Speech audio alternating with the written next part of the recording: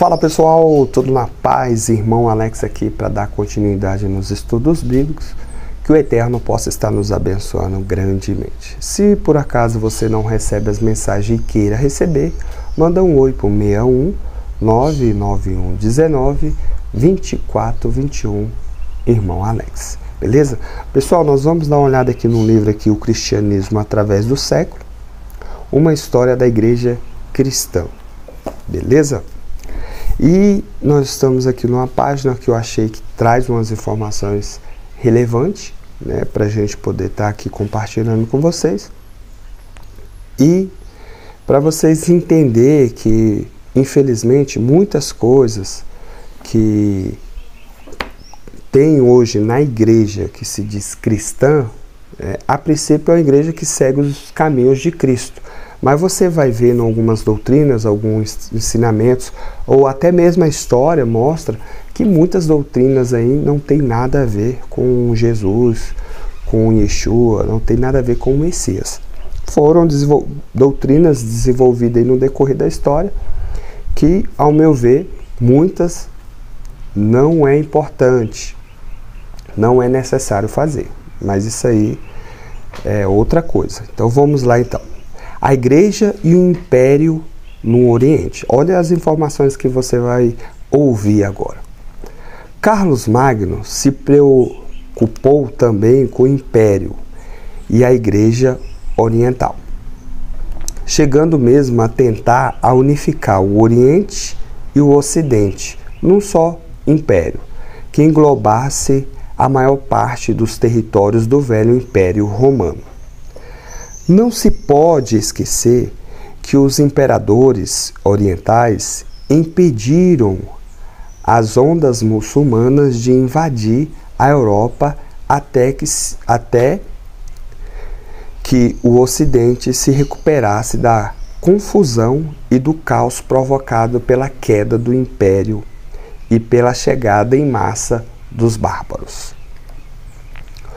O Oriente enfrentou o problema particular da controvérsia iconoclastas de 726 a 843. Leão III, em decretos de 726 e 730, olha a data, pessoal, proibiu o uso de imagens na igreja e determinou sua destruição. Então você vê que os imperadores, eles tinham autonomia de fazer decretos e acontecer as coisas dentro da igreja. Na verdade, a igreja era um departamento do Estado, a igreja, nesse período. Então, olha a problemática, por isso que foi o que eu falei no início. Muitas doutrinas, muitos ensinamentos não tem nada a ver com o Messias, com Yeshua, com Jesus. Nada a ver. Vamos continuar. Carlos Magno fez uma declaração a favor do uso de imagens na época em que Irene se tornou imperatriz do Império Oriental. Ele chegou até propor casamento com Irene para reunir as áreas do velho Império Romano numa só coroa, com sede no Ocidente. Irene recusou suas propostas e assim continuou a divisão do império, começada quando Constantino transferiu a capital de Roma para Constantinopla, em 330. O segundo concílio de Nicéia, em 787, olha aí, o Leão III proibiu, as imagens e mandou destruir tudo. Era um imperador.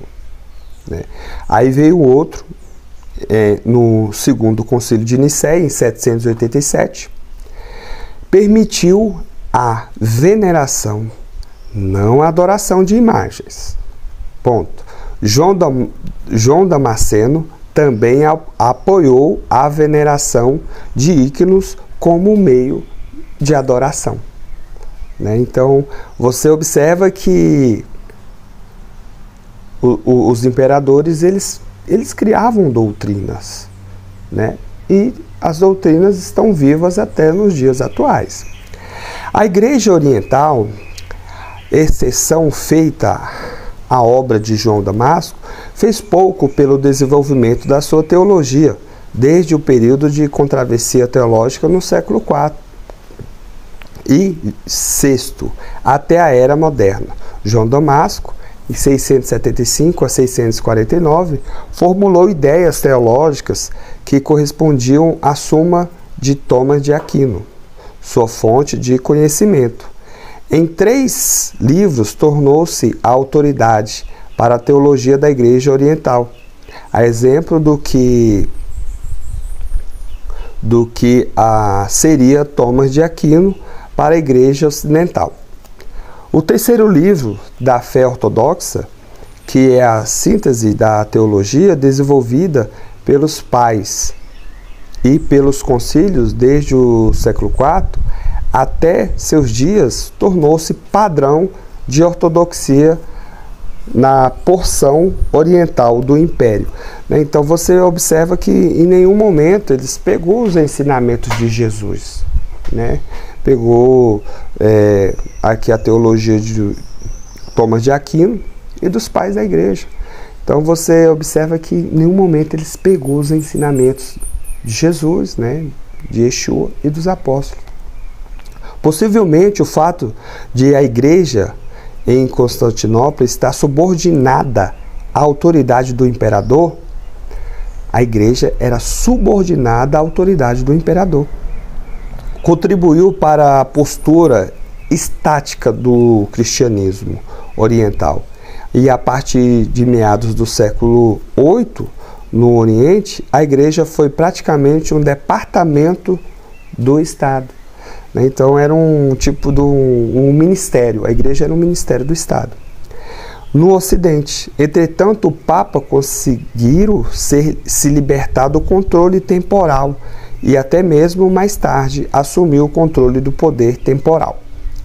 Ao final do período de 590 a 800, tinha-se esclarecido no Ocidente algumas confusões decorrentes da queda do Império Romano. A seção inicial do Império continuou, dirigida pelo imperador em Constantinopla. O reino fraco de Clovis evoluiu para um império cristão dirigido por Carlos Magno, chegando mesmo a unificar no Ocidente os novos teostões cristãos e os habitantes do Velho Império. Roma e Constantinopla perderam para o islamismo a costa sul do Mediterrâneo e anteriormente pertencente ao Império Romano. A expansão islâmica, porém, foi contida em 732, tanto no Oriente como no Ocidente. Os antigos territórios de Roma estavam agora divididos em 3 regiões. A história da Igreja do Império, que vai de 800 a 1054, trata principalmente da luta entre o Papa e o rei do Império Franco, né? Então tá aí mais algumas informações aí históricas. E você observa que, infelizmente, muitas coisas que o imperador fazia ficava, né? Então, um exemplo, o imperador Constantino determinou domingo como o dia lá, vamos dizer, feriado, né? Até hoje, domingo é o dia de culto da igreja, tanto protestante como católica, né? Então, algo que aconteceu lá atrás. Então, muitas coisas que os imperadores fizeram, a igreja continua, né? Os concílios fizeram, a igreja continua cumprindo, mesmo que esses concílios fizeram algo contra ou totalmente contrário ao que Jesus ou os apóstolos ensinaram.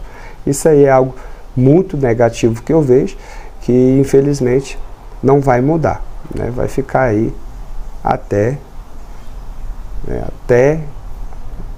o fim, né? Então é estranho. Mas é isso aí. Que o Eterno possa estar nos abençoando. E um abraço do irmão Alex.